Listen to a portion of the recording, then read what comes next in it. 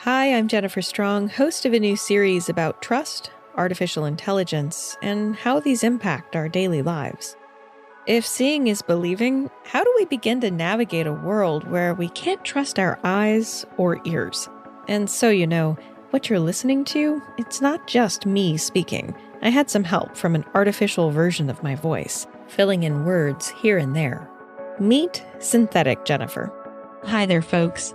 I can even click to adjust my mood. Hi there. Yeah, let's not make it angry. Privacy, bias, deepfakes, explainability, these are the most talked about issues in AI, and they all come down to trust. We don't always notice as it blends right into our routines, but we rely on AI to make us more productive, manage our health, even match us on dating apps. So, what's next? This is about the dismantlement and really the reorganization of work itself. We'll meet people designing that future. So we build algorithms that can understand your facial expressions, like your smiles or your frowns or eyebrow raises, and map that into an understanding of what your emotional and mental state is. We had to build this AI system, this sort of very large body of knowledge that no human doctor can hold in their head. It's simply impossible, and reason against that. We'll also dig into thorny questions about ethics, consent, and fairness.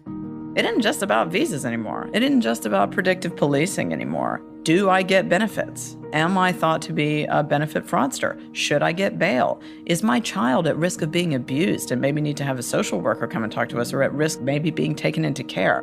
We're still thinking about how to responsibly use these technologies and what the rules are going to be. We only figured out that cars need seatbelts after we started driving, and that's going to happen here too. But tech companies are filling more and more roles that used to belong to governments. This is about corporate power, and this is about the way in which these companies are producing technologies that make fantastical claims, almost always hidden behind veils of trade secrecy. They are unaudited, they are unexamined. I think we need the consumers to step up and say, this is the kind of AI or this is the kind of tech company I'm going to buy from or partner with. And they can't do that if they don't really understand the consequences, right?